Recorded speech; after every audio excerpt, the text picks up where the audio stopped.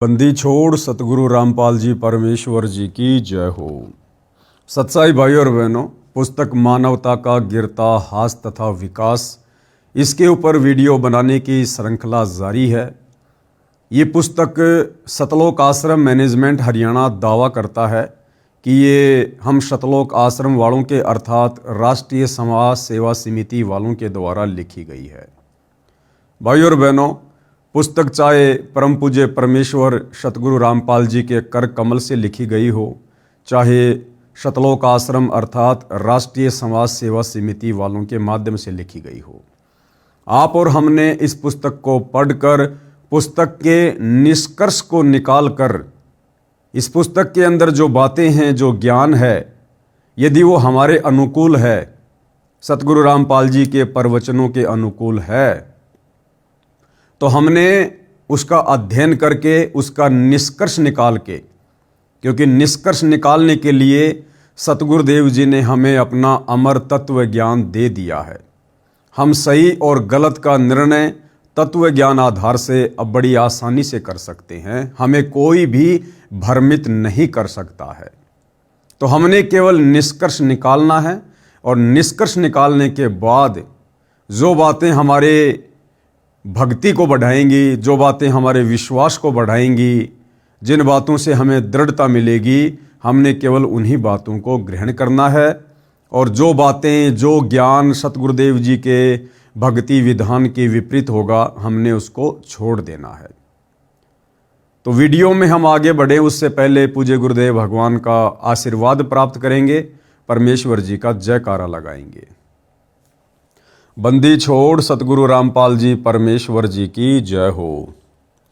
परम पिता परमात्मा, सारी सृष्टि के सर्जनहार, कुल मालिक, असंख्य ब्रह्मांडों के स्वामी, जगत गुरु, तीनों लोकों में प्रवेश करके सबका धारण पोषण करने वाले, राजाधीराज, आत्माधार, नाथों के नाथ, देवों के देव महादेव, सर्वेश्वर महेश्वर, मृत्युंजय, अजरो अमर, आदि अनादि सनातनी प्रभु, जगत पिता जगदीश्वर, श्री श्री 1008 की उपाधि के वास्तविक अधिकारी, अकाल मूरत शब्द स्वरूपी राम, वासुदेव, सर्वगतम ब्रह्म, परम पूज्य, प्रथम पूज्य, परम संत, परम पुरुष, परम धनी, परम दयालु, सत्य कबीर, हक्का कबीर, अल्लाहु कबीर, अल्लाहु अकबर, बाखबर, अल्लाह ताला, जगत के तारणहार, जगत के मुक्तिदाता, जगत के जगन्नाथ, हारे के सहारे, हिंदुओं के राम, मुसलमानों के अल्लाह, सिखों के वाहिगुरु, ईसाइयों के मसीह, दया के सागर दयानिधि, करुणा के सागर करुणानिधि,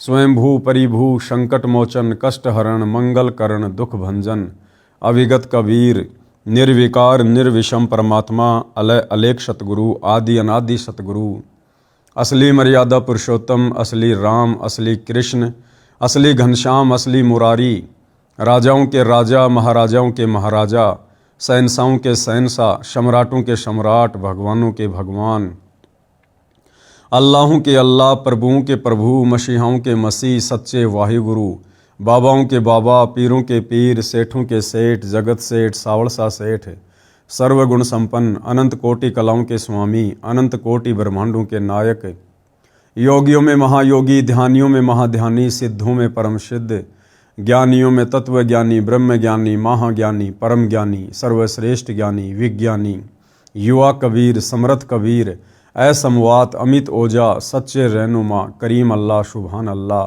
दुनिया के अंतिम पैगंबर, 8 सितंबर 1951 से गांव धनाना, जिला सोनीपत, हरियाणा, भारतवर्ष की पावन भूमि पे प्रकट रियल कल की भगवान श्री नारायण साकार हरि, श्री बाबा साहेब, नूर अनंत परमात्मा, सच्चे दरवेश, सच्चे बाखबर, संत शिरोमणि सतगुरु रामपाल जी परमेश्वर जी के चरण कमल में साध संगति से जुड़े हुए देश विदेश से आप और हम सभी सत्सेवक भाई बहनों का अनंत कोटि दंडवत प्रणाम। तो भाई और बहनों, पुस्तक मानवता का गिरता हास तथा विकास, इसका पेज नंबर 34 और आज वीडियो नंबर 4 है। अब इस पुस्तक में आगे कर्म कांड के विषय में एक सत्य कथा लिखकर बताई गई है और ये सत्य कथा परम पूज्य परमेश्वर सतगुरु रामपाल जी के लीला में जीवन के ऊपर आधारित है। यानी भाई और बहनों, आप और हमने भक्ति मार्ग पर पूर्ण सफलता प्राप्त करने के लिए अध्यात्म को अच्छे से समझना पड़ेगा। पूर्ण गुरु के शत भक्ति मार्ग में हमने किन किन बातों का विशेष तौर पर ध्यान रखना होगा, कहीं हमारी मर्यादा टूट न जाए, नियम भंग ना हो जाएं। इसलिए हमने हर पहलू पर बहुत ही गौर करना होगा। कर्म कांड क्या है, पाखंड पूजा क्या है, कौन कौन सी ओछी साधना और घटिया साधना सतगुरु की सतभक्ति के मार्ग में बाधक है, किन किन घटिया साधनाओं से हमने बचना है, इन तमाम बातों की जानकारी होना अति आवश्यक है। कर्म कांड के विषय में सत्य कथा। संत रामपाल जी महाराज सत्संग में बताते हैं कि मेरे पूज्य गुरुदेव स्वामी रामदेवानंद जी महाराज को 16 वर्ष की आयु में किसी महात्मा के सत्संग सुनने से वैराग्य हो गया था। यहां पर लेखक के द्वारा क्या लिखा गया है कि मेरे पूज्य गुरुदेव, मेरे पूज्य गुरुदेव। भाई और बहनों, सतगुरु रामपाल जी जो कि सारी सृष्टि के पूज्य देव हैं, पूज्य गुरुदेव हैं, इष्ट देव हैं, आराध्य देव हैं। इनका कोई पूज्य गुरु नहीं हो सकता, इनका कोई इष्ट देव नहीं हो सकता। ये परमात्मा स्वयं पृथ्वी पर एक मनुष्य के पुत्र की भांति प्रकट होकर लीला करते हुए अपने आध्यात्मिक ज्ञान को आप और हम तक पहुंचाते हैं। ये परमात्मा अपने आप को छुपाते हुए, एक दास की भूमिका करते हुए, एक भगत की भूमिका करते हुए, एक तत्वदर्शी संत की भूमिका करते हुए आप और हमें ये अनसुना ज्ञान समझाते हैं। अगर ये परमेश्वर स्वयं को कह दे कि मैं कबीर हूँ, मैं परमात्मा हूँ, मैं सबका पूज्य देव हूँ, सबका इष्ट देव हूँ, तो भाई और बहनों, हम नादान इनके सत्संग भी सुनना पसंद ना करें। इसलिए हमारी छोटी बुद्धि को देखते हुए सतगुरु रामपाल जी स्वयं कबीर परमेश्वर पूर्ण ब्रह्म होते हुए भी अपने आप को छुपाते हुए इस पृथ्वी पर प्रकट होकर एक संत की भूमिका करते हुए और गुरु शिष्य परंपरा को बनाए रखते हुए, क्योंकि ज्ञान हमेशा गुरु से ही प्राप्त होता है, इसलिए गुरु शिष्य परंपरा का निर्वाह करते हुए और एक मुंह बोला गुरु बनाकर एक अच्छी आत्मा को अपना मुंह बोला गुरु बनाते हैं, उस आत्मा को सर्व बातों से परिचित करवा देते हैं और स्वयं एक दास बनकर, एक भगत बनकर आगे फिर इस ज्ञान का प्रचार करते हैं। इस प्रकार की भूमिका से वे हमें एक अच्छे और नेक भगत बनने की भी शिक्षा देते हैं। एक दिन वे खेतों में गए हुए थे, पास में ही वन था। वे वन में जाकर किसी मृत जानवर की हड्डियों के पास अपने कपड़े फाड़कर फेंक जाते हैं और स्वयं महात्मा जी के साथ चले जाते हैं। यानी सतगुरु रामपाल जी अपने मुंह बोले गुरुदेव के विषय में कह रहे हैं कि उनको एक संत मिले, उनकी बातें सुनकर उनको वैराग्य हो गया और उस समय वो पहाड़ी जाया करते थे, गवाले थे, गाय भैंस वगैरह चराया करते थे। तो पास में छोटा सा जंगल था और कोई मरा हुआ जानवर था, उसकी हड्डियों पर अपने कपड़े उतार कर फेंक गए और खुद साधु संत महात्माओं के साथ में चले गए, ताकि पीछे से घर वाले अगर ढूंढने का प्रयास करें तो ये सोचकर फिर आगे कोशिश ना करें कि भाई उसको तो किसी जानवर ने खा लिया है। जब उनकी खोज हुई तो उनके घर वालों ने देखा कि वन में हड्डियों के पास फटे हुए कपड़े हैं, तो उन्होंने सोचा कि किसी जंगली जानवर ने उन्हें खा लिया है। उन कपड़ों तथा हड्डियों को उठाकर घर पर ले आते हैं और अंतिम संस्कार कर देते हैं। उसके बाद 13वीं अर्थात 6 माही करते हैं और फिर श्राद्ध शुरू हो जाते हैं। यानी हमारे नकली धर्म गुरु, उन्होंने फिर भ्रमित करना शुरू कर दिया कि उसकी अकाल मृत्यु हुई है, उसको जानवर ने खा लिया है। और फिर वो कर्म कांड, वो पाखंड पूजा जो आम समाज में वर्तमान में भी जोर शोर से प्रचलित है, वो शुरू करवा दी गई। कहने का मतलब है इंसान जिंदा है, लेकिन हमारे धर्मगुरुओं ने जिस प्रकार से आप और हमारे से शास्त्र विरुद्ध साधना करवा रखी है, उस शास्त्र विरुद्ध साधना के चलते उस जिंदा व्यक्ति के भी श्राद्ध निकलवाने शुरू हो जाते हैं। जब मेरे पूज्य गुरुदेव बहुत बूढ़े हो चुके थे तो वे एक बार घर पर गए। तब उन घर वालों को ये पता चला कि ये जीवित है और घर छोड़कर चले गए थे। उन्होंने बताया कि जब ये घर छोड़कर चले गए थे तो इनकी खोज हुई, वन में इनके कपड़े मिले, उनके पास कुछ हड्डियां पड़ी थी। तो हमने सोचा कि किसी जंगली जानवर ने इनको खा लिया है और उन कपड़ों तथा हड्डियों को घर पर लाकर अंतिम संस्कार कर दिया। यानी किसी गीदड़ की हड्डियों को, किसी बकरी की हड्डियों को, यानी अन्य जानवर की हड्डियों को इंसान की हड्डियां समझकर, अस्थियां समझकर और उसका अंतिम संस्कार कर दिया गया। फिर मुझ दास ने, यानी सतगुरु रामपाल जी कह रहे हैं कि मैंने मेरे पूज्य गुरुदेव के छोटे भाई की पत्नी से पूछा कि जब हमारे पूज्य गुरुदेव घर छोड़कर चले गए थे तो तुमने पीछे से क्या किया? उन्होंने बताया कि जब मैं ब्याही आई थी, यानी गुरुदेव भगवान कह रहे हैं कि मैंने अपने मुंह बोले गुरुदेव के छोटे भाई की पत्नी से बातचीत की कि उसके बाद आपने क्या किया जब ये घर छोड़कर चले गए थे। तो दादा गुरु के छोटे भाई की पत्नी ने क्या कहा कि जब मैं इस घर में ब्याही आई थी, अर्थात जब ये मुझे शादी करके लाए थे तो उस समय मुझे इनके श्राद्ध निकलते मिले थे। मैं अपने हाथों से इनके लगभग 70 श्राद्ध निकाल चुकी हूं। उसने बताया कि जब घर में कोई नुकसान हो जाता था, जैसे कि भैंस का दूध ना देना, थन में खराबी आ जाना, कोई और नुकसान हो जाना आदि, तो हम शाणों के पास बूजा पड़वाने के लिए जाते थे। तो वे कहते थे कि तुम्हारे घर में कोई निसंतान अर्थात अनमैरिड मरा हुआ है, तुम्हारे को वह दुखी कर रहा है। फिर हम उसके कपड़े आदि देते थे। बताइए, दादा गुरुजी स्वस्थ दुनिया का उद्धार कर रहे हैं, लोगों को सतज्ञान दे रहे हैं, और वो नकली धर्मगुरु जो कर्मकांडी पाखंड पूजावादी, उन्होंने क्या भ्रमणा फैला रखी कि तुम्हारे घर में कोई अनमैरिड व्यक्ति मरा हुआ है और वो तुम्हें दुखी कर रहा है, भूत बनकर, वो प्रेत बनकर। तब मैंने कहा कि ये तो दुनिया का उद्धार कर रहे हैं। तब सतगुरु रामपाल जी ने क्या कहा कि भाई ये तो दुनिया का उद्धार कर रहे हैं, किसी को दुखी नहीं कर रहे। ये किसको दुख दे रहे थे? ये तो अब सुखदाता हैं। फिर मैंने, यानी संत रामपाल जी महाराज ने उस वरदा से, यानी उस बुढ़िया से कहा कि अब तो ये आपके सामने हैं, कि भाई अब तो ये बिल्कुल जिंदा आपके सामने आ चुके हैं। अब तो ये व्यर्थ की साधना जैसे श्राद्ध निकालने बंद कर दो। तब उसने कहा कि ये तो पुरानी रिवाज है। मतलब भाई और बहनों, हमारे धर्म गुरुओं ने हमारे को इन परंपराओं के रंग में, रूढ़िवादिता के रंग में इतना रंग दिया है कि आंखों के सामने हकीकत होते हुए भी हम उसको स्वीकार करने से डर रहे हैं। जब गुरुदेव ने कहा कि अब तो इसके श्राद्ध निकालने बंद कर दो, आपकी आंखों के सामने है, जिंदा है, जीवित है, तो बुढ़िया कहती है कि ना ना ना, ये तो पुरानी रिवाज है, ये तो निकालने पड़ेंगे। तब उसने कहा कि ये तो पुरानी रिवाज है, ये कैसे छोड़ दूं? अर्थात हम अपनी पुरानी रिवाजों में इतने लीन हो चुके हैं कि प्रत्यक्ष प्रमाण होने पर कि वह गलत कर रहे हैं छोड़ नहीं सकते। इससे प्रमाणित होता है कि श्राद्ध निकालना, पितृ पूजा करना आदि सब व्यर्थ है।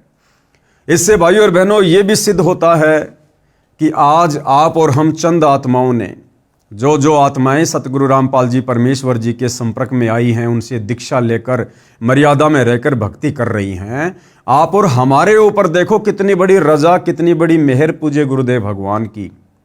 एक झटके में परमात्मा ने हमारे से तमाम प्रकार की बुराइयों को, विषय विकारों को, परंपराओं को, रीति रिवाजों को, व्यर्थ के त्योहारों को, सब कुछ परमेश्वर ने छुड़वा दिया है। और यहाँ आंखों के सामने प्रत्यक्ष प्रमाण होने के बावजूद भी उन परंपराओं को छोड़ने से लोग भयभीत हो रहे, डर रहे हैं। तो इससे यह सिद्ध होता है कि आप और हमारे ऊपर पूज्य गुरुदेव भगवान का विशेष आशीर्वाद है, उनकी विशेष रजा है। उनकी विशेष रजा के बिना भाई और बहनों, आप और हम इस काल लोक की परंपराओं से बाहर नहीं निकल सकते थे। नंबर 11, यानी सतगुरु रामपाल जी से उपदेश लेने के बाद उनकी भक्ति को यदि सफल करना है तो आगे कौन सा नियम है? बच्चे के जन्म पर शास्त्र विरुद्ध पूजा निषेध। बच्चे के जन्म पर कोई छठी आदि नहीं मनानी है। सूतक के कारण प्रतिदिन की तरह करने वाली पूजा, भक्ति, आरती, ज्योति जगाना आदि बंद नहीं करना है। जैसे घर में बच्चा हो जाता है तो कुछ दिनों के लिए हमारे पंडित लोग, हमारे गुरुजन, हमारे ये ब्राह्मण विद्वान लोग जो धार्मिक मार्ग में लोगों का मार्गदर्शन करते हैं, उनको पंडित और ब्राह्मण कहा जाता है। ये लोग क्या करते हैं कि भाई शुतक लग गया, ये काम नहीं करना, वो काम नहीं करना, नया मटका यूज नहीं करना, फला नहीं करना, ऐसा कोई कार्य नहीं करना। तो गुरुदेव भगवान कह रहे हैं कि ये सब व्यर्थ की ढकोसलेबाजी है। सतगुरु से उपदेश लेने के बाद आपने इन पचड़ों में नहीं पड़ना है। आपने प्रतिदिन की तरह अपनी सारी क्रिया करनी है। अपना हवन यज्ञ भी करना है, नित्य नियम भी करना है, मंत्र भी करना है, सत्संग भी सुनना है, काम धंधा भी करना है, अपना सारा काम करना है। उस बच्चे का पैदा होना उसके संस्कार के अनुसार एक नॉर्मल प्रोसीजर है। जैसे बहुत सारे लोग कहते हैं कि हम बृहस्पतिवार को शेविंग नहीं करवाते, मंगलवार को हम बाल नहीं कटवाते, बुधवार को हम ये काम नहीं करते। अरे भैया, यदि आप लोग मंगलवार को नाखून नहीं काटते, यदि बृहस्पतिवार को बाल नहीं कटवाते, और बृहस्पतिवार को यदि किसी घर में कोई बच्चा पैदा हो जाए तो क्या आप उसको बाहर फेंक के आ जाओगे? अगर मंगलवार के दिन आपके घर में कोई बच्चा उत्पन्न हो जाए तो क्या आप उसको बाहर फेंक के आ जाओगे कि आज वार शुभ नहीं है, आज का दिन शुभ नहीं है? तो ये सब व्यर्थ की ढकोसलेबाजियां हैं। इसी संदर्भ में एक संक्षिप्त कथा बताता हूं कि एक व्यक्ति की शादी के 10 वर्ष बाद पुत्र हुआ था। पुत्र की खुशी में उसने बहुत ही खुशी मनाई।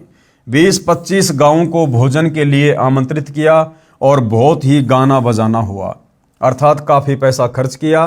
फिर 1 वर्ष के बाद उस पुत्र का देहांत हो जाता है। फिर वही परिवार टक्कर मारकर रोता है और अपने दुर्भाग्य को कोसता है। इसलिए कबीर साहिब हमें बताते हैं कि कबीर, बेटा जाया खुशी हुई और बहुत बजाए थाल, ये तो आना जाना लग रहा ज्यों कीड़ी का नाल। कि हे नादान प्राणी, बिना सच्चे सतगुरु की शरण के, बिना तत्व ज्ञान के, ये बेटा बेटी होने की खुशी में तू इतना पागल क्यों हो रहा है? ये तो कीड़ी के नाल की तरह है। जैसे कीड़ नगरा होता है जहाँ पर चींटियों के जो बिल होते हैं, वहाँ हम क्या देखते हैं? हजारों चींटियाँ जा रही हैं, हजारों चींटियाँ आ रही हैं।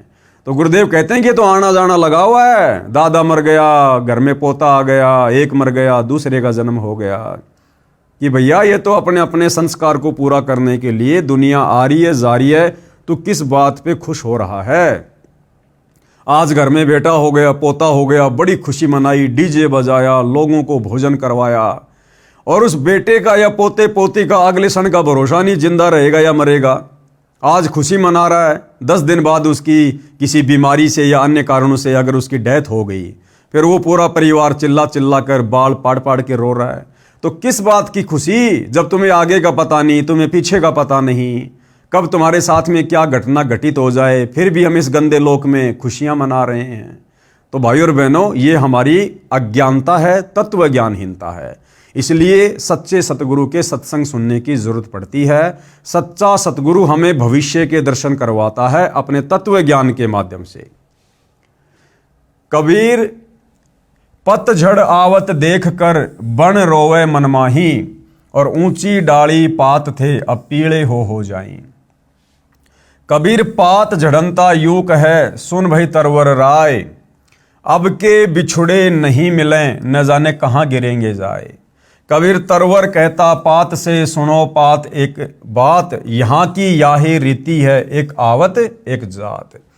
क्या समझाया है हमें गुरुदेव भगवान ने इन वाणियों के माध्यम से? कबीर, पतझड़ आवत देख कर बन रोवे मनमाही, यानी जब वो पतझड़ का समय आता है, यानी जब पेड़ से पत्ते नीचे गिरने का समय आता है, तो कहते हैं ये सारा का सारा नज़ारा देख कर, और वो जंगल, वो वन जिसके अंदर हजारों लाखों पेड़ हैं, जिनके पत्ते पीले हो के नीचे गिर रहे हैं, पतझड़ का समय आ गया। अब वो वन मन ही मन में रो रहा है और कह रहा भाई पतझड़ का समय आ गया, अब तो मेरे जितने भी पेड़ हैं इनके सारे पत्ते नीचे गिर जाएंगे। पतझड़ आवत देख कर बन रोवे मनमाही, ऊंची डाली पात थे अब पीले हो जाई। कि ये जंगल कितना हरा भरा था, हजारों पेड़ थे, इनके इतने पत्ते थे, और अब ये सब एक एक करके नीचे गिरते जा रहे हैं। इसी प्रकार गुरुदेव हमें उदाहरण दे रहे हैं कि घर में कोई बूढ़ा व्यक्ति है, कोई वृद्ध व्यक्ति है, और जब उसका समय निकट आता है, जब उसकी मृत्यु का दिन निकट आता है, तो वो सोचता है कि मैंने क्या किया पूरी जिंदगी में, अब समय आ गया, अब मुझे यहाँ से जाना पड़ेगा, ये पूरा परिवार मुझे छोड़कर जाना पड़ेगा, पोते पोतियाँ, बेटा बेटियाँ, उनकी बहुएं, ये सारी संपत्ति, खेत खलिहान, ये सब मुझे छोड़ के जाना पड़ेगा, यानी हरा भरा परिवार मुझे छोड़कर जाना पड़ेगा। कबीर पात झड़नता यूं कहें सुन भई तरवर राय, और अब के बिछुड़े नहीं मिले न जाने कहाँ गिरेंगे जाए। इसी प्रकार वो बूढ़ा आदमी कहता कि भैया अब तो समय आ गया यहाँ से जाने का, और ना जाने अब आगे किस योनि में जन्म होगा, किस माँ के गर्भ में जन्म लेंगे, कुतिया के गर्भ में लेंगे, गधी के गर्भ में लेंगे, या किसी इंसान के गर्भ में लेंगे, भाई अब कोई भरोसा नहीं है। जिस प्रकार पेड़ से पत्ता नीचे गिरने के बाद ना जाने उस पत्ते का क्या असर होगा, गंदी नाली में गिरेगा, सड़ के नष्ट होगा, या किसी पशु के पैर के नीचे आकर वो कुचला जाएगा। फिर आगे वो पेड़ क्या कहता है, तरवर कहता पात से सुनो पात एक बात। अब वो पेड़ उस पत्ते से क्या कहता है कि भैया सुन ध्यान से, यहाँ की याही रीति है एक आवत एक जाए, कि भैया ये तो यहाँ का नियम है, यहाँ की रीति है, एक पत्ता गिरेगा, एक पेड़ से पत्ते झड़ेंगे, फिर से नए पत्ते आना शुरू हो जाएंगे। इसी प्रकार इस काल लोक का परमात्मा विधान बता रहे हैं कि भैया आना जाना, जन्म और मृत्यु, जन्म और मृत्यु यहाँ का अटल नियम है।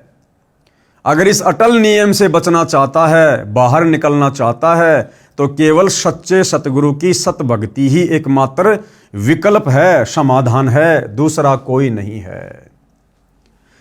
नियम नंबर 12, देई धाम पर बाल उतरवाने जाना निषेध है। बच्चे के किसी देई धाम पर बाल उतरवाने नहीं जाना है। जब देखो बाल बड़े हो गए, कटवा कर फेंक दो। एक मंदिर में देखा कि श्रद्धालु भगत अपने लड़के या लड़कियों के बाल उतरवाने आए। वहां पर उपस्थित नाई ने बाहर के रेट से 3 गुना पैसे ज्यादा लिए और एक कैंची भर बाल काटकर माता पिता को दे दिए। उन्होंने श्रद्धा से मंदिर में चढ़ाए, पुजारी ने एक थैले में डाल लिए, रात्रि को उठाकर दूर एकांत स्थान पर फेंक दिए। ये केवल नाटकबाजी है। क्यों ना पहले की तरह स्वाभाविक तरीके से बाल उतरवाते रहें तथा बाहर डाल दें। परमात्मा नाम से प्रसन्न होता है, यानी सच्चे सतगुरु से हमें सुमरण करने के लिए जो मंत्र मिलता है, जो नाम मिलता है, उसकी भक्ति से परमात्मा प्रसन्न होता है। ये इस प्रकार की नाटकबाजी से परमात्मा प्रसन्न नहीं होता, पाखंड से प्रसन्न नहीं होता। नियम नंबर 13, नाम जाप से सुख होगा। नाम उपदेश को केवल दुख निवारण की दृष्टिकोण से नहीं लेना चाहिए, बल्कि आत्म कल्याण के लिए लेना चाहिए। सच्चे सतगुरु का ज्ञान समझने के बाद उनसे उपदेश केवल सांसारिक दुखों के निवारण की दृष्टि से नहीं लेना चाहिए। मुख्य मकसद भगत का होना चाहिए कि हे भगवान, मेरा जन्म मरण से पीछा छूटे, लख 84 योनियों की पीड़ाओं से मेरा पीछा छूटे, नरक के दंड से मेरा पीछा छूटे। बाकी सुख तो परमेश्वर आवश्यक समझेंगे, हमें अवश्य देंगे। तो मैन हमारा जो दृष्टिकोण है नाम दीक्षा का, वो आत्म कल्याण होना चाहिए, मोक्ष होना चाहिए। सुमरण से सर्व सुख अपने आप आ जाते हैं। कबीर सुमरण से सुख होत हैं, सुमरण से दुख जाए, कहे कबीर सुमरण किए तो साईं माही समाए। जिस प्रकार कोई भी जो किसान व्यक्ति होता है, वो खेत में अन्न इसलिए नहीं डालता कि मेरे पशुओं के लिए चारा हो जाए। गेहूं का बीज, ज्वार का बीज, बाजरे का बीज किसान खेत में इसलिए बीजता है कि मेरे परिवार का भरण पोषण हो, परिवार को भरपेट खाने के लिए अन्न मिले। इस मकसद से किसान खेत में बिजाई करता है। परंतु पशुओं के लिए चारा तो ऑटोमेटिक होता है, अपने आप होता है, और उस कणक से पहले होता है। इसी प्रकार यदि हम आत्म कल्याण की दृष्टि से नाम उपदेश लेंगे और सुमरण करेंगे, तो सांसारिक सुख जो हमें आवश्यक होंगे, पूज्य गुरुदेव भगवान हमें अवश्य देंगे। नियम नंबर 14, व्यभिचार निषेध है। पराई स्त्री को माँ, बेटी, बहन की दृष्टि से देखना चाहिए। व्यभिचार महापाप है। जैसे गरीब पर द्वारा स्त्री का खोले, 70 जन्म अंधा हो डोले। सुरापान मदमाशाहारी, गवन करे भोगे पर नारी। 70 जन्म कटत है सीसम, साक्षी साहिब है जगदीशम। पर द्वारा स्त्री का खोले, दूसरी स्त्री के साथ में संबंध बनाने वाला व्यक्ति लगातार 70 जन्म अंधे के प्राप्त करता है, मनुष्य योनि में या पशु पक्षी योनि में। सुरापान यानी नशा करने वाला, मदमाशाहारी यानी मांस आहार करने वाला, और गमन करे भोगे पर नारी, दूसरी स्त्रियों के साथ में जो है शारीरिक संबंध बनाने वाला। कहते हैं 70 जन्म लगातार उनके सिर कटेंगे, ऐसी दुर्गति से मृत्यु होगी। इस बात का साक्षी स्वयं परमात्मा है। पर नारी ना परसियो, कबीर परमेश्वर कहते हैं कि दूसरी स्त्री के साथ में कभी भूलकर भी शारीरिक संबंध ना बनाना। मानो वचन हमार, भवन चतुर्दश तास सिर, त्रिलोकी का भार। कि उस नीच व्यक्ति के ऊपर तो 3 लोक का भार यानी पाप कर्मों का भार रखा जाएगा, जो व्यक्ति पर स्त्री गमन करता है। पर नारी ना परसियो, सुनो शब्द सल्तंत, धर्मराय के खंभ से अर्धमुखी लटकंत। ऐसे दुराचारी व्यभिचारी नीच व्यक्ति को धर्मराज के दरबार में नरक में औंधे मुंह लाल खंबे से बांधकर लटकाया जाएगा। ऐसी भयंकर यातनाएं दी जाती हैं। नियम नंबर 15, निंदा सुनना व करना निषेध है। यानी भक्ति मार्ग में किसी की निंदा चुगली करना या सुनना बिल्कुल मना है। अपने गुरु की निंदा भूल कर भी न करें और न ही सुने। सुनने से अभिप्राय है यदि कोई आपके गुरुजी के बारे में मिथ्या बातें करें तो आपने लड़ना नहीं है, बल्कि ये समझना चाहिए कि ये बिना विचारे बोल रहा है, अर्थात झूठ कह रहा है। गुरु की निंदा सुने जो काना, ताको निश्चय नरक निदाना। और अपने मुख निंदा जो कर ही, शुकर श्वान गर्भ में पड़ी। यानी जो व्यक्ति अपने गुरु की निंदा सुनता है, जैसे कोई हमारे पूज्य गुरुदेव भगवान के बारे में उल्टी सीधी बातें करें।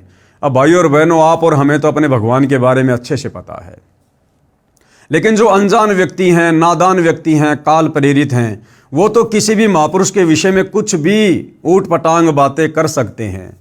जैसे कोई गुरुदेव भगवान के गांव के आसपास का हो, उनकी रिश्तेदारियों का कोई व्यक्ति हो जो उनसे ईर्ष्या करता हो, कभी हमसे टकरा जाए, ना जाने क्या क्या बातें कहेगा। अरे मैं अच्छे से जानता हूँ तुम्हारे गुरु को, रामपाल को, हाँ हमारा खेत और उनका खेत बिल्कुल आसपास है। पहले जेई की नौकरी करता था, फलाना दिखना। अरे मेरे साथ में बैठ के बीड़ी पिया करता था, उल्टी सीधी बातें करते थे, हम ताश खेला करते थे, ये था वो था, लड़कियों पर उल्टी सीधी नजरें रखा करते थे हम दोनों। अरे मेरे साथ में पढ़ा करता था तेरा गुरु, मैं जानता हूं कितना का अच्छा है।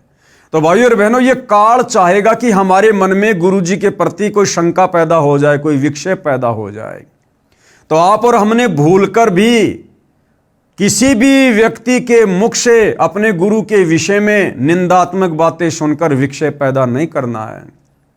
इसीलिए गुरुदेव भगवान कहते हैं कि बच्चों जल्दबाजी मत करो, नाम दीक्षा लेने से पहले अच्छे से सत्संग सुनो, पुस्तकें पढ़ो, यूट्यूब पर सत्संग सुनो, टीवी चैनल पर सुनो। 100 प्रकार की अगर तुम्हारे मन में कोई शंकाएं हैं उनका निवारण करवा लो, उसके बाद में नाम उपदेश लो। एक बार उपदेश लेने के बाद यदि तुम्हारे गुरु के प्रति तुम्हारे मन में कोई विक्षेप पैदा हो गया तो उसी समय हमारी बनी बनाई भक्ति का सत्यानाश हो जाएगा। तो भाइयों और बहनों, सच्चे सतगुरु की पहचान करने के बाद, उनके ज्ञान को अच्छे से समझने के बाद, उनसे उपदेश लेने के बाद हमने दुनिया वालों की तरफ से आंख नाक कान बंद कर लेने हैं। अब दुनिया क्या कहेगी, क्या सोचेगी, वो जाने, उनका काम जाने। हमें गुरुदेव भगवान ने शास्त्रों से प्रमाणित करके जो सत भक्ति दे दी, जो नियम मर्यादा बता दी, हमने केवल उन बातों के ऊपर फोकस करना है। इसके अलावा ये काल तो ना जाने कैसे कैसे हमारे कर्म फुड़वाने के लिए प्रयत्न करेगा। तो हमने भूलकर भी अपने गुरुदेव भगवान की निंदा नहीं सुननी है। और मान लो कहीं कोई ऐसी विकट परिस्थिति पैदा हो गई, हम किसी बस में बैठे हैं, ट्रेन में बैठे हैं, या किसी ऐसी जगह बैठे हैं जहां हम उठ के नहीं जा सकते, और कोई व्यक्ति हमारे गुरुदेव की निंदा कर रहा है, चुगली कर रहा है, गालियां निकाल रहा है, उल्टा सीधा बोल रहा है, ना जाने क्या क्या उठपटांग, और हमारी ऐसी मजबूरी हम उठकर नहीं जा सकते, अब बस में बैठे हैं, बताओ चलती बस में थोड़ा ना नीचे कूदेंगे।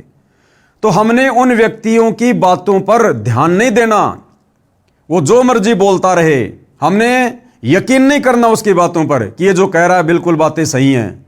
हमने यही सोचना है, हमने यही समझना है, क्योंकि हम अपने गुरुदेव से परिचित हैं, उनके आचार विचार व्यवहार से परिचित हैं, उनके सत्संगों से परिचित हैं।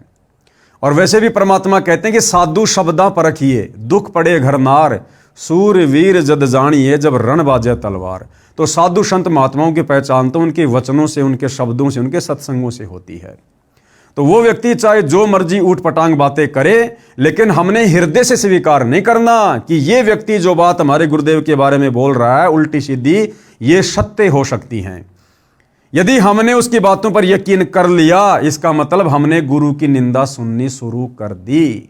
और यदि हमारे हृदय ने स्वीकार नहीं किया कि ये व्यक्ति जो बकवाद कर रहा है वो सही हो सकती है, तो वो चाहे सारे रास्ते, वो चाहे कितनी उटपटांग बातें क्यों ना करता रहे, हमें गुरु निंदा का कोई दोष, कोई पाप नहीं लगेगा, क्योंकि हम उस नालायक की, उस नादान ना समझ की बातों को महत्व नहीं दे रहे हैं।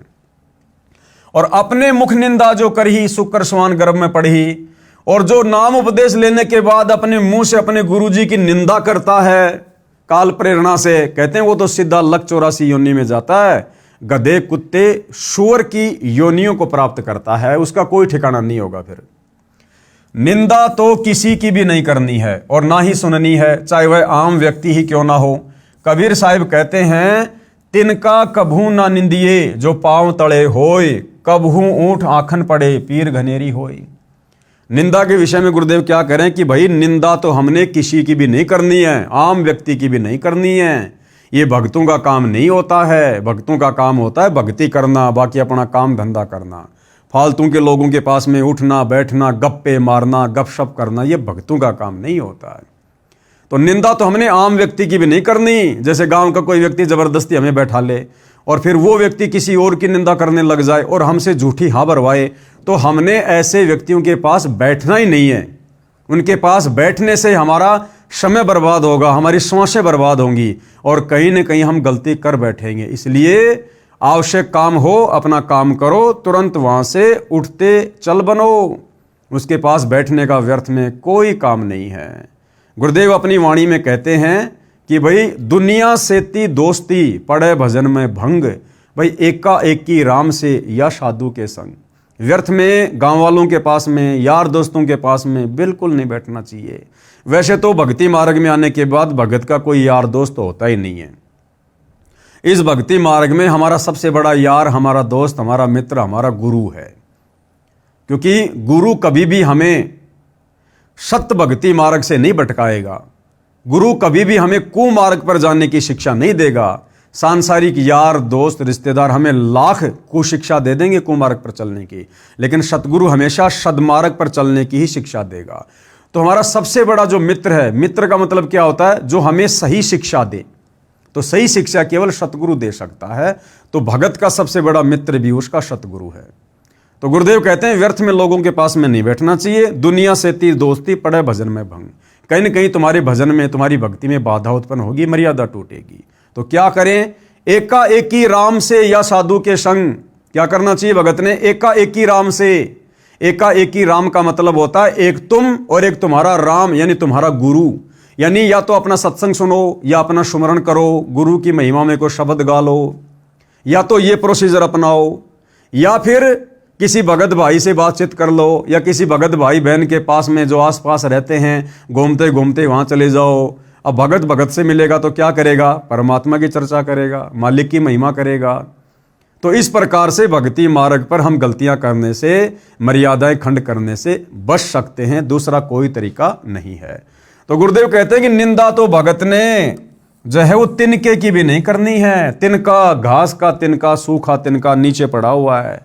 एक उदाहरण दे रहे हैं परमात्मा कि निंदा तो हमने उस निर्जीव वस्तु की भी नहीं करनी। तिनका कभू न निंदिए जो पांव तले होए, कब ओठ आंखों में गिरे फिर दर्द घनेरा होए। वो तिनका जिसकी आपने निंदा कर दी, ना जाने कब हवा के झोंके से ऊपर उठकर तेरी आंख में गिर जाए, बहुत ज्यादा पीड़ा हो जाएगी। तो जीते जागते इंसान की निंदा चुगली फिर कितनी हानिकारक होगी, ये विचार करने की बात है।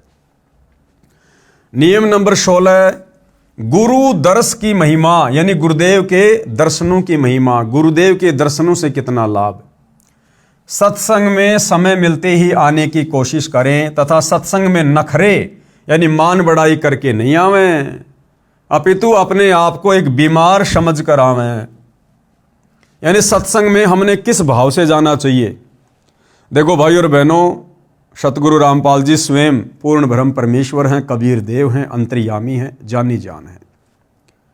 हमने सत्संग में जाते समय, और वैसे भी भाई और बहनों देखो, भगत का तो नियम होता है, भगत नखरे नहीं करता, मान बढ़ाई नहीं करता है, ज़्यादा चटकीले भड़कीले दिखावटी कपड़े, शौक में फैशन में इन चीज़ों को धारण नहीं करता। अगर करता है तो अभी उसके अंदर भक्ति प्रवेश नहीं है, अभी वो पूर्णतया भगत नहीं है।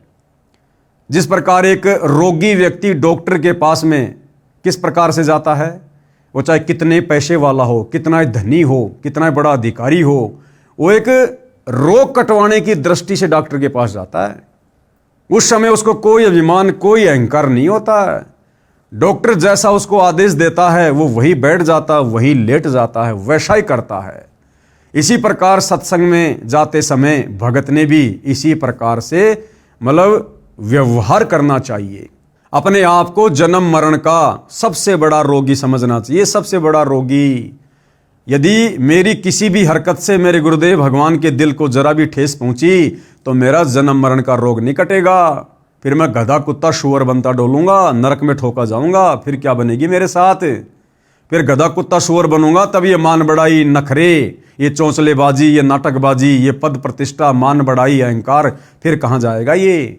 तो भगत ने इस प्रकार से आगे का भविष्य देखकर इस ज्ञान आधार से फिर भगत ने अपनी दैनिक क्रियाओं को करना है। जैसे बीमार व्यक्ति चाहे कितने ही पैसे वाला हो, चाहे उच्च अधिकारी हो, जब अस्पताल में जाता है तो उस समय उसका मकसद केवल रोग मुक्त होना होता है। जहां डॉक्टर लेटने को कहे लेट जाता है, बैठने को कहे बैठ जाता है, बाहर जाने का निर्देश मिले बाहर चला जाता है, फिर अंदर आने के लिए आवाज आए चुपके से अंदर आ जाता है। ठीक इसी प्रकार यदि आप सत्संग में आते हो तो आपको सत्संग में आने का लाभ है मिलेगा, अन्यथा आपका आना जाना बिल्कुल निष्फल हो जाएगा। ठीक इसी प्रकार सत्संग में भगत को जहां बैठने को कहा जाए वहीं बैठ जाए, जो खाने को मिल जाए उसे परमात्मा कबीर साहिब की रजा से प्रसाद समझकर खाकर प्रसन्न चित रहे।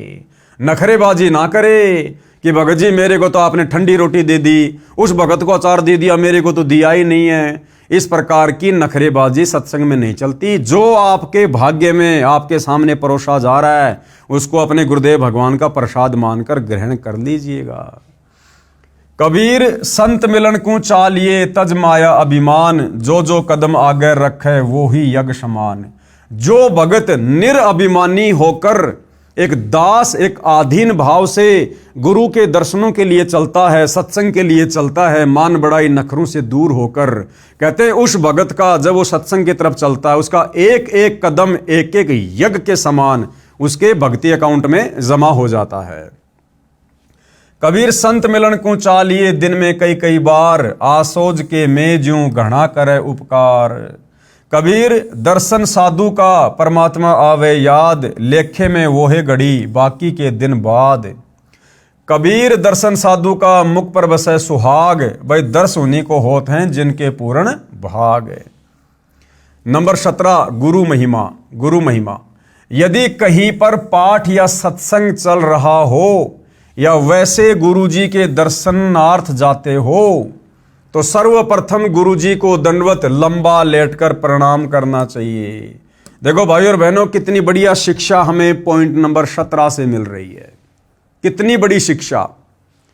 यदि कहीं पर पाठ या सत्संग चल रहा हो या वैसे गुरु जी के दर्शन करने के लिए जाते हो तो सबसे पहले भगत ने क्या करना चाहिए? गुरु जी को दंडवत लंबा लेटकर प्रणाम करना चाहिए। वर्तमान में सतलोक आश्रमों में क्या हो रहा है? भगत आश्रम में जा रहे हैं, सत्संग में जा रहे हैं, सामने गरीबदास जी की फोटो है, दादा गुरु जी की फोटो है, दाढ़ी मूंछ वाले कबीर की फोटो है, और भगत क्या करते हैं? सबसे पहले जाकर किसी भी फोटो को दंडवत प्रणाम कर देते हैं। अरे भैया ऐसा नहीं। वक्त गुरु, जो प्रेजेंट गुरु है, वो हमारा परमात्मा है, हमारा कबीर है, हमारा सब कुछ है। तो चाहे हम किसी सत्संग में जाएं, किसी आश्रम में जाएं, कहीं भी जाएं, हमने सर्वप्रथम, यदि हमारे गुरुदेव भगवान साक्षात विराजमान हैं, तो सर्वप्रथम अपने गुरुदेव भगवान को दंडवत प्रणाम करें। यदि गुरुदेव भगवान नहीं हैं, उनकी गैर हाजिरी में उन्हीं की तस्वीर को, उन्हीं की फोटो को, उस फोटो में, उस जगह पर सूक्ष्म रूप में विराजमान मानकर, क्योंकि कबीर परमेश्वर की वाणी क्या कहती है, घटी ही में गंगा, घटी ही में जमुना, घटी ही में है जगदीश, सतगुरु तारेंगे। और मोको कहाँ ढूंढे रे बंदे, मैं तो तेरे पास में। तो हमने सर्वप्रथम केवल अपने पूज्य गुरुदेव भगवान को ही दंडवत करना है। हमने उस फोटो को भी दंडवत प्रणाम नहीं करना जिस फोटो में हमारे गुरुदेव के साथ किसी और की फोटो है। जैसे सतलोक आश्रमों में गुरु गोविंद की फोटो होती है, ऊपर दाढ़ी मूछ वाला नकली कबीर है, और उस नकली कबीर के चरणों में असली कबीर संत रामपाल जी को बैठा रखा है। या कोई ऐसी फोटो है जिसमें गरीबदास जी की भी है, नकली कबीर की भी है, दादा गुरु जी की भी है, पंडित चिदानंद जी की भी है, और बीच में संत रामपाल जी को बैठा रखा है चौकी पर। तो हमने ऐसी किसी भी फोटो को दंडवत प्रणाम नहीं करना जिस फोटो में हमारे पूज्य गुरुदेव संत रामपाल जी के अलावा किसी और महापुरुष की या संत की फोटो है। अन्यथा भाइयों और बहनों, ये पतिव्रता पद में नहीं आएगा। तो क्या कह रहे हैं, यदि कहीं पर पाठ या सत्संग चल रहा हो या वैसे गुरु जी के दर्शनार्थ जाते हो, तो सर्वप्रथम यानी सबसे पहले गुरु जी को दंडवत प्रणाम है, लंबा लेटकर प्रणाम करना चाहिए। और बाद में सतग्रंथ साहिब यानी जिसका पाठ हो रहा है गरीबदास जी की वाणी का, बाद में सतग्रंथ साहिब व तस्वीरें। फिर कौन सी तस्वीरें, जैसे साहिब कबीर की, वो दाढ़ी मूछ वाली कबीर की नकली फोटो मूर्ति, और गरीबदास जी व स्वामी राम देवानंद जी व गुरु जी की मूर्ति को प्रणाम करें। केवल प्रणाम करें, दंडवत प्रणाम नहीं। दंडवत प्रणाम केवल अपने गुरुदेव को या अपने गुरुदेव की फोटो को। और बाकी अन्य जो फोटोएं हैं, गुरुदेव ने सबके नाम लिख दिए। अन्य तस्वीरें बाद में सदग्रंथ साहिब व तस्वीरें साहिब कबीर की यानी दाढ़ी मूछ वाले नकली कबीर की फोटो कहो चाहे मूर्ति कहो, बात एक ही है। और गरीबदास जी की फोटो व स्वामी राम देवानंद जी व गुरु जी की मूर्ति को केवल प्रणाम करें। क्या करें? केवल प्रणाम, जिससे सिर्फ भावना बनी रहेगी। मूर्ति पूजा नहीं करनी है, केवल प्रणाम करना पूजा में नहीं आता। ये तो भगत की श्रद्धा को बनाए रखने में सहयोग देता है। पूजा तो किसकी करनी है? पूजा तो वक्त गुरु। अब वक्त गुरु कौन है भाई? वर्तमान में वक्त गुरु कौन है? सतगुरु रामपाल जी हैं वक्त गुरु वर्तमान में। तो पूजा भगत ने किसकी करनी है? केवल अपने गुरु की, अपने गुरु को अपना इष्ट मानकर, अपना भगवान मानकर। पूजा तो वक्त गुरु व नाम मंत्र की करनी है, यानी जो दीक्षा गुरुदेव भगवान देंगे उसका फिर मर्यादा में रह के डट के सुमर करना है, जो पार लगाएगा। कबीर गुरु गोविंद दोऊ खड़े काके लागू पाए, बलिहारी गुरु आपने जिन गोविंद दियो मिलाए। गुरु और गोविंद दोनों खड़े, तो कह रहे सबसे पहले किसको दंडवत करोगे? अपने गुरु जी को। कबीर गुरु बड़े हैं गोविंद से। गुरु को गोविंद यानी भगवान से भी बड़ा बताया गया है, क्योंकि असल में गोविंद ही गुरु का रूप धारण करके पृथ्वी पर आते हैं। भाई मन में देख विचार, यानी तत्वदर्शी संत के सत्संगों को सुनकर विचार कर, और हरि सुमरे सो रह गए और गुरु भजे होए पार। कबीर हरि के रूठ त्या गुरु की शरण में जाए। कबीर गुरु जो रूठ गए तो वो भगवान भी नहीं करेगा सहाय। कबीर सात समुद्र की मसी करूं, लेखनी करूं बन राय, और धरती का कागज करूं तो गुरु गुण लिखा न जाए। नियम नंबर 18 क्या कहता है? मांस भक्षण निषेध है। अगर भक्ति मार्ग में आपने मांस भक्षण किया, किसी भी जीव की हत्या की या मांस खाया, या आपने मांस खाने में किसी का सहयोग किया, तो आपकी भक्ति मर्यादा खंडित हो जाएगी। अंडा व मांस भक्षण व जीव हिंसा नहीं करनी है, ये महापाप होता है। जैसे साहिब कबीर जी महाराज व गरीबदास जी महाराज ने बताया है, कबीर जीव हने हिंसा करे, यानी जो जीव खाता है या जीवों को मारता है, प्रकट पाप सिर होए, निगम पुनि ऐसे पाप ते भिस्त गया ना कोई। ऐसा नीच कुकर्म करके आज तक कोई भी भिस्त यानी स्वर्ग में नहीं गया। कबीर तिल भर मछली खाए के और कोटि गऊ दे दान, काशी करोत ले मरे तो भी नरक निदान। यानी मांस खाने का कितना बड़ा महापाप है। तिल जितना मांस का टुकड़ा खा लिया और चाहे 1 करोड़ गाय दान कर दो तो भी आपका वो मांस खाने का पाप नहीं उतरेगा। कबीर बकरी पाती खात है ताकि काडी खाल, और जो बकरी को खाते हैं तिनका कौन हवाल। क्या कह रहे हैं परमात्मा कि बकरी तो एक शाकाहारी जानवर है, वो बेचारी घास फूस खाती है बकरी, और जो व्यक्ति उस बकरी की खाल उतारता है अर्थात उसको खाता है, तो सोचो फिर उस व्यक्ति का क्या हाल होगा। अरे वो शाकाहारी जानवर बकरी जो किसी को कोई कष्ट नहीं देती है, केवल घास फूस खा के अपना पेट भरती है, उस शाकाहारी जानवर को खाने वाले के साथ में क्या होगा। जब उस बकरी की भी ऐसी दुर्गति हो रही है तो बकरी को खाने वाले की क्या दुर्गति होगी। कबीर गला काट कलमा भरे, किया कहे हलाल, साहब लेखा मांगसी तब होसी कौन हवाल। कबीर दिन को रोजा रहत है रात हनत है गाय, यह खून वह बंदगी कब कहूं क्यों खुशी खुदाए। कबीरा तेई पीर है जो जाने पर पीर, जो पर पीर न जान है तो काफिर बेपीर। कबीर खूब खाना है खींचड़ी माही परी टुकलोन, मांस पराया खाए के गला कटावे कौन। कबीर मुसलमान मारे करद सो हिंदू मारे तलवार, कहें कबीर दोनों मिलें जे यम के द्वार। कबीर मांस आहारी मानव परतेश राक्षस जान, ताकि संगति मति हरे होई भक्ति में हान। कबीर मांस खाए ते ढेढ़ सब मद पीवे सो नीच, और कुल की दुर्मति पर हरे राम कहे सो ऊंच। कबीर मांस मछलियां खात हैं सुरापान से हेत, ते नर नरके जाएंगे माता पिता समेत।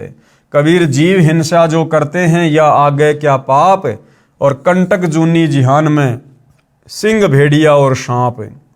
जोटे बकरे मुर्गे ताई लेखा सब ही लेत गोसाई, मृग मोर मारे मैं मनता अचराचर है जीव अनंता। जीव्या स्वाद हिते प्राणा नीमा नाश गया हम जाना, तीतर लवा बुटेरी चिड़िया खूनी मारे बड़े अंगड़िया। अदले बदले लेखे लेखा समझ देख सुन ज्ञान विवेका, गरीब शब्द हमारा मानियो और सुनियो नर नारी, जीव दया बिन कुफर है चले जमाना हार। कहने का मतलब है किसी भी प्रकार से चाहे कोई भगत हो या कोई जगत का व्यक्ति हो, मांस खाना बहुत बड़ा महापाप है। अनजाने में हुई हिंसा का पाप नहीं लगता। हाँ, यदि अनजाने में आपसे कोई हिंसा हो गई, जैसे रास्ते चलते कोई चींटी मर गई, अन्य कोई जानवर मर गया, गलती से गाड़ी से एक्सीडेंट हो गया, कोई जानवर मर गया, कोई व्यक्ति मर गया, तो उसका दोष भगत को नहीं लगेगा। देखो, जगत वाला व्यक्ति चाहे अनजाने में किसी को मार दे चाहे जानबूझ के मार दे, उसका तो बराबर पाप है यहां के विधान के अनुसार। लेकिन सच्चे सतगुरु से उपदेश लेने के बाद भगत जानबूझ के तो किसी को मारेगा नहीं, मांस खाएगा नहीं, हिंसा करेगा नहीं। और अनजाने में यदि भगत के हाथों किसी की मौत हो जाती है, गाड़ी से एक्सीडेंट में किसी की मौत हो जाती है, राह चलते दुनिया भर के जीव जंतुओं की मौत हो जाती है, तो उस दोष का जो पाप है, उस हत्या का जो पाप है, वो सच्चे सतगुरु की शरण में आने के बाद फिर भगत को नहीं लगता है, क्योंकि सच्चा सतगुरु फिर भगत के वकील का काम करता है। जिस प्रकार गुरुदेव ने उदाहरण दिया कि एक व्यक्ति ऐसा है जिसके पास में ड्राइविंग लाइसेंस नहीं है और जो गाड़ी चला रहा है, यदि उस व्यक्ति से किसी का एक्सीडेंट हो गया और दुर्घटना में किसी की मौत हो गई, तो उस व्यक्ति को सजा मिलेगी, तुरंत सजा मिलेगी, जिसके पास लाइसेंस नहीं है। और एक व्यक्ति ऐसा है जो गाड़ी चला रहा है, उसके पास लाइसेंस भी है, और यदि अनजाने में कोई एक्सीडेंट हो गया, गलती से कोई एक्सीडेंट हो गया, किसी की मृत्यु हो गई, तो सरकार ये देखेगी कि इस व्यक्ति के पास में लाइसेंस है, ये व्यक्ति ड्राइवर है, इसने जानबूझ के नहीं मारा, कारण कोई और हो सकता है, तो 90% उस व्यक्ति का बचाव हो जाएगा जिसके पास में लाइसेंस है। तो इसी प्रकार जो सतगुरु का हंस है, सतगुरु का भगत है, और जिसके पास सतगुरु का वो मंत्र रूपी लाइसेंस है, जिसने उपदेश ले रखा है, उस व्यक्ति का सतगुरु वकील बनकर धर्मराय के दरबार में उसका मुकदमा लड़ता है, उसका बचाव करता है। वो दोष सतगुरु उसके ऊपर नहीं लगने देता। इच्छा कर मारे नहीं, बिन इच्छा मर जाए। देखो, भगत कभी भी अपनी इच्छा से जानबूझकर किसी की हत्या नहीं करेगा, और यदि बिना इच्छा के, यानी यदि अनजाने में भगत से कोई गलती हो जाए, तो कहे कबीर उस भगत का पाप नहीं लगाए, उस भगत को सतगुरु पाप नहीं लगने देता। नंबर 19, गुरुद्रोही का संपर्क निषेध। अब सबसे पहले यह जानना होगा कि गुरुद्रोही कौन होता है, जिसके संपर्क में आने से परमात्मा हमें मना कर रहे हैं। परमेश्वर ने हमें गुरुद्रोही की परिभाषा बताई। गुरुद्रोही सब कोई कहे, गुरुद्रोही न जाने कोई, गुरु से बैर ईर्ष्या करे, गुरुद्रोही कावे सोई। कौन कौन व्यक्ति गुरुद्रोही की श्रेणी में आते हैं? जो व्यक्ति आपके गुरु की निंदा करता है, चुगली करता है, गालियां निकालता है, विरोध करता है, जो गुरु की भक्ति नहीं करता, या भक्ति करता था लेकिन भक्ति छोड़ दी, उसके बाद गुरु का विरोधी बन गया, या गुरु के ज्ञान के विरुद्ध खुद भी चल रहा है, दूसरे भक्तों को भी चला रहा है, मर्यादा तोड़वा रहा है, ऐसा व्यक्ति भगत होने के बावजूद भी गुरुद्रोही की श्रेणी में आता है। तो ऐसे लोगों के संपर्क में ना आने की सलाह परमात्मा हमें दे रहे हैं। यदि कोई भगत गुरु जी से द्रोह, यानी गुरु से विमुख हो जाता है, वह महापाप का भागी हो जाता है। यदि किसी को मार्ग अच्छा ना लगे तो अपना गुरु बदल सकता है। यदि वह पहले वाले गुरु के साथ बैर व निंदा करता है तो वह गुरुद्रोही कहलाता है। ऐसे व्यक्ति से भक्ति चर्चा करने में उपदेशी को दोष लगता है, उसकी भक्ति समाप्त हो जाती है। अब समस्या आएगी भाई, यदि घर में कोई गुरुद्रोही हो गया, तो जैसे घर में 5 सदस्यों ने नाम ले रखा है और एक व्यक्ति गुरुद्रोही हो गया, तो गुरुदेव की इस वाणी के अनुसार क्या हम उसके संपर्क में ना रहें? क्या हम उसकी कोई भी बात ना माने? ऐसा नहीं कहा परमात्मा ने। भक्ति मार्ग से संबंधित यदि वो कोई चर्चा करता है तो उसकी बातें नहीं सुननी है, क्योंकि गुरुद्रोही क्या चर्चा करेगा? गुरु जी के बारे में उल्टा सीधा बोलेगा, निंदा चुगली करेगा। तो हमने उनकी उन बातों को नहीं सुनना है, हमें हाँ नहीं भरनी है। बाकी घर का कोई काम है, खेती बाड़ी का काम है, बच्चों से संबंधित कोई काम है, और कोई सलाह वगैरह लेना है, तो उस गुरुद्रोही व्यक्ति से घर का सदस्य होने के नाते हम परामर्श भी लेंगे, सलाह मशवरा भी हम करेंगे, और घर गृहस्थी से संबंधित कोई बात मानने योग्य होगी, हम उसकी बात को मानेंगे भी। लेकिन भक्ति मार्ग में यदि वो कोई उटपटांग बात करेगा तो हमने बिल्कुल भी उससे संपर्क नहीं करना। संपर्क करने का मतलब है उसकी बातों को सुनना नहीं है, अनदेखा कर देना है। अपना कोई काम धंधा करने लग जाओ, वो भोगता रहेगा, बड़बड़ करता रहेगा। गरीब गुरुद्रोही की पैड़ पर जे पग आवे वीर। पैड़ का मतलब है उसकी यश में यश करना। और 84 निश्चय पड़े सतगुरु कहे कबीर। कबीर जान बूझ सांची तजे करे, झूठ से ने जाकी संगत है प्रभु, शौपन में भी ना दे। अर्थात गुरुद्रोही के पास जाने वाला भक्ति रहित होकर नरक व लक 84 जूनियों में चला जाता है। गुरुद्रोही के पास जाने का मतलब है गुरुद्रोही की बातों में यश करने वाला। गुरुद्रोही यदि गुरु जी के बारे में उल्टा सीधा बोलता है, निंदा चुगली करता है, और हम यदि उसकी यश में यश कर रहे हैं कि हाँ भाई बिल्कुल बात सही है, गुरु जी ने ऐसा जरूर कर दिया होगा, तो फिर वो भगत भी 84 लाख योनियों का अधिकारी हो जाता है। आगे क्या नियम है भक्ति को सफल करने के लिए? नियम नंबर 20, जुआ निषेध। जुआ ताश कभी नहीं खेलना चाहिए। देखो, जुआ और ताश खेलने से क्या नुकसान है? सबसे पहला नुकसान है कि हमारे समय की और हमारी समासों की बर्बादी होगी। कोई ताश खेल रहा है, हम उसके पास बैठ गए तो हमें क्या मिलेगा? वो सारी बकवाद गढ़ेंगे उल्टी सीधी वहां पर, तो भगत का समय बर्बाद हो गया।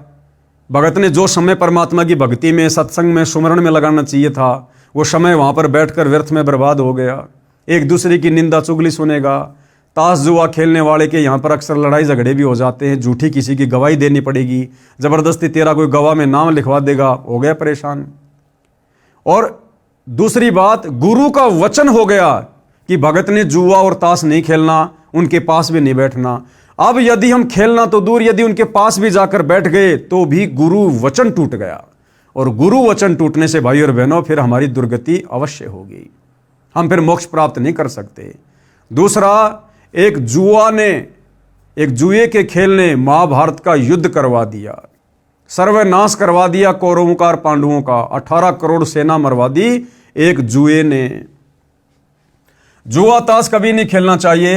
कबीर मांस बखे और मद पीवे, यानी मांस खाने वाला व्यक्ति, शराब पीने वाला व्यक्ति, कोई भी नशा करने वाला व्यक्ति, और धन वैश्या से खाए, और लड़कियों से वैश्यावर्ती करवा कर जो व्यक्ति धन कमाता है, और जुआ खेलने वाला, ताश खेलने वाला और चोरी करने वाला, परमात्मा कहते हैं इनके तो अंत में दुर्गति होती है, इनका तो सर्वनाश होता है। आगे भक्ति मार्ग में क्या क्या निषेध है? नियम नंबर 21, नाच गान निषेध है। किसी भी अवसर पर नाचना, गाना, ठुमके लगाना, खुशी जाहिर करना, ये बिल्कुल निषेध है।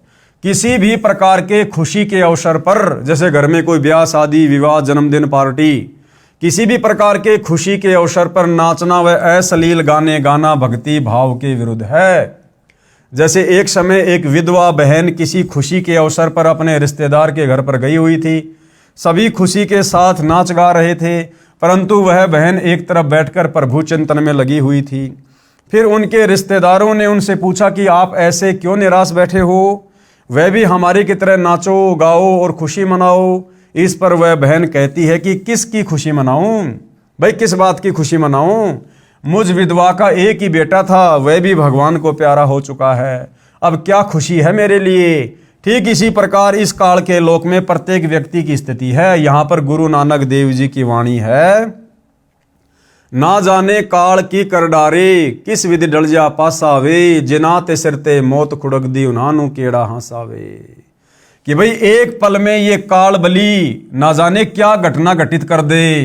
पूरा का पूरा परिवार जो किसी मंदिर में, मस्जिद में, किसी धार्मिक स्थान पर या ब्याह शादी में गाड़ी में बैठकर डीजे बजाते हुए, फिल्मी गानों का आनंद लेते हुए, इधर उधर की बातें करते हुए जा रहे हैं, अचानक से गाड़ी एक्सीडेंट हो जाए, गाड़ी किसी गहरी खाई में गिर जाए, किसी नदी नाले में गिर जाए, पूरा का पूरा परिवार मर जाए या कुछ सदस्य मर जाएं, अब बताओ किस बात की खुशी मना रहे थे? भविष्य का एक सेकंड का पता नहीं क्या हमारे साथ में क्या घटित हो जाए, और इस गंदे लोक में हम खुशी मना रहे हैं। तो भाई आंखें खुलेंगी गुरु के सत्संग सुनने से, गुरु के वचन सुनने से। बाकी तो पूरी दुनिया काल की गोद में बैठी है, अंधी होके चल रही है। तो आदरणीय नानक जी कहते कि ना जाने काल की कर डारे, ये काल ना जाने अचानक से क्या कर दे, किस विधि डल जा पासावे, न जाने कौन सी तरफ पासा पलटी खा जाए। और जिनादे सिरते मौत खुड़क दी, जिस आदमी के सिर के ऊपर कच्चे धागे से तलवार बांध के लटका रखी हो, वो आदमी कैसे हंसी खुशी मना सकता है जिसको पल पल अपनी मौत दिखाई दे रही हो? फिर सच्ची खुशी क्या है? क्या बताया नानक जी ने? साध मिले साड़ी शादी होंदी। जब कोई भगत संत मिलता है, कोई गुरु भाई बहन मिलते हैं या सतगुरु के सत्संगों में जाते हैं, तब भगत को असली खुशी होती है। और वो खुशी भगत कोई बाहर जाहिर नहीं करता, ढोल बाजे बजा के जाहिर नहीं करता, नाच के जाहिर नहीं करता। अंदर ही अंदर मन ही मन में एक लहर उठती है, खुशी होती है कि आज मेरा भगत भाई आ गया, आज परमात्मा का सत्संग है, आज साथ संगति है, आज गुरुदेव को भोग लगाएंगे, मालिक की महिमा करेंगे, आज गुरुदेव के दर्शन करेंगे। वो मन ही मन में भगत अपनी खुशी जाहिर करता है। नाच गा के ठुमके लगा के बाहर भगत कभी खुशी जाहिर नहीं करता। तो कहते साध मिले साड़ी शादी होंदी, और बिछुड़ जा दिलगिरी वे। और जैसे ही वो संत भगत दूर होते हैं, फिर से मन मायूस हो जाता है। अख दे नानक सुनो जिहाना, मुश्किल हाल फकीरिए। कि भाई भगत की राह, भक्ति की राह बड़ी कठिन है।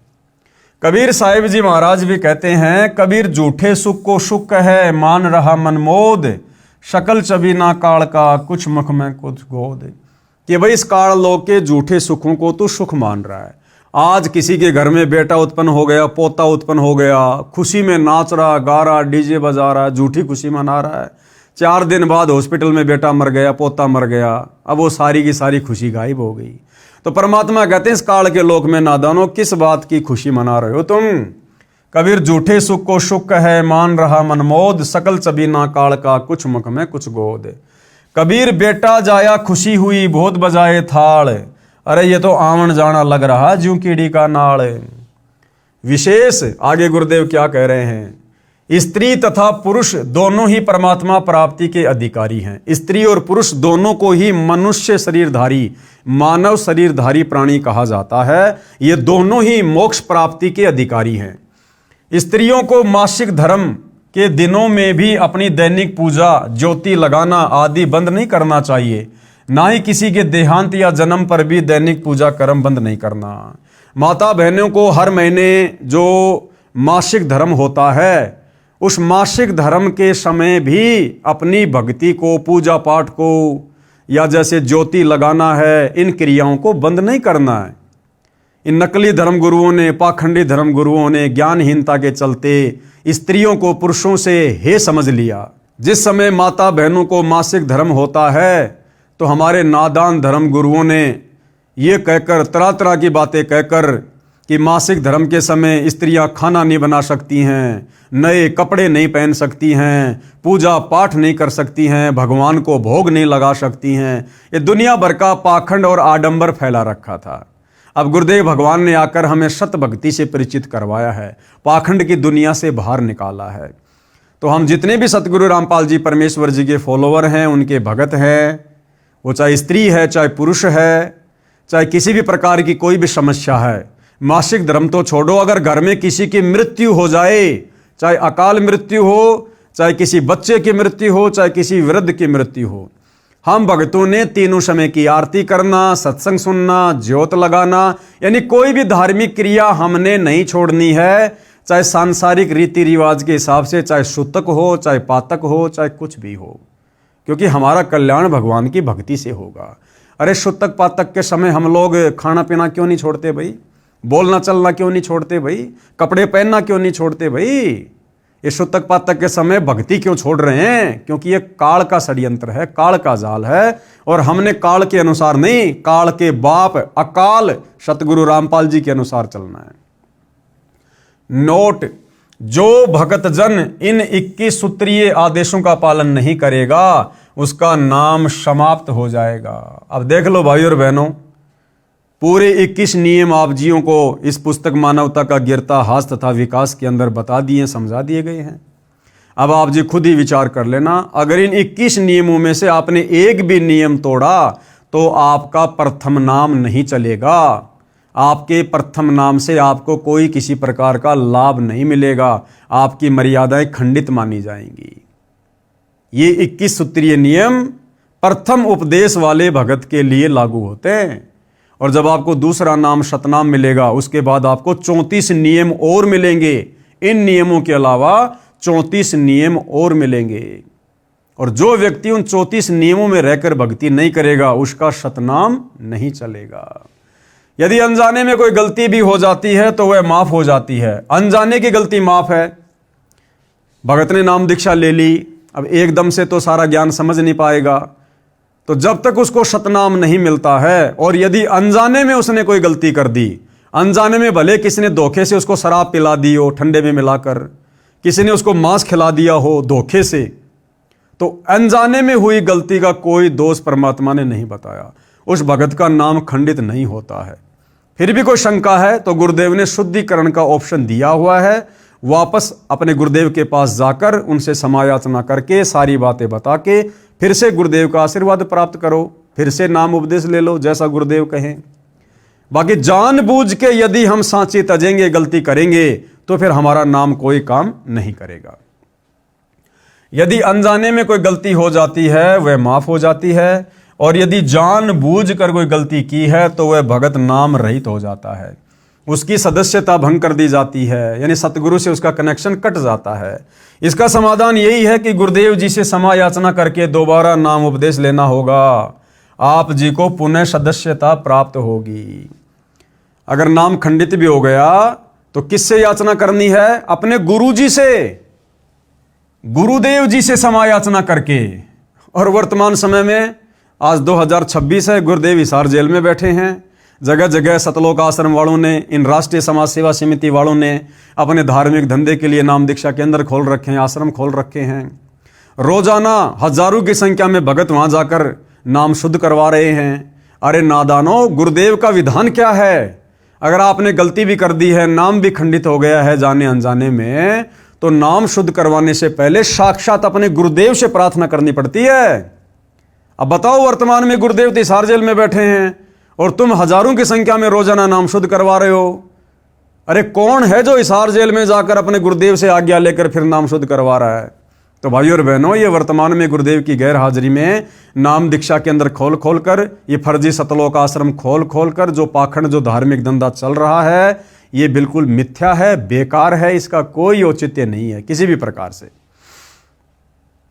पुस्तक ज्ञान गंगा की भूमिका, यानी जो ज्ञान गंगा पुस्तक पूज्य गुरुदेव भगवान के द्वारा लिखी गई है, यानी गुरुदेव भगवान के सत्संगों का जो संग्रह है। पहले ये ज्ञान गंगा पुस्तक एक दूसरी पुस्तक के रूप में समाज में वितरित की जाती थी, लोगों को ज्ञान समझाने की दृष्टि से। पहले ज्ञान गंगा पुस्तक का नाम था भक्ति सौदागर को संदेश, यानी जो व्यक्ति भक्ति का सौदा करना चाहते हैं उनके लिए परमात्मा की तरफ से संदेश। उसके बाद भक्ति सौदागर पुस्तक का नाम बदलकर ज्ञान गंगा रख दिया गया है। तो यहां पर ज्ञान गंगा पुस्तक की थोड़ी सी भूमिका बताई जा रही है, समझाई जा रही है। इस भूमिका के ऊपर भाई और बहनों हम अगली बार वीडियो बनाएंगे, यानी जो नेक्स्ट वीडियो होगा वो इस भूमिका के ऊपर होगा। तो आज की वीडियो में केवल इतना ही। पूज्य गुरुदेव भगवान हम सबको आज्ञा दे, आशीर्वाद दे, सद्बुद्धि दे। बंदी छोड़ सतगुरु रामपाल जी परमेश्वर जी की जय हो।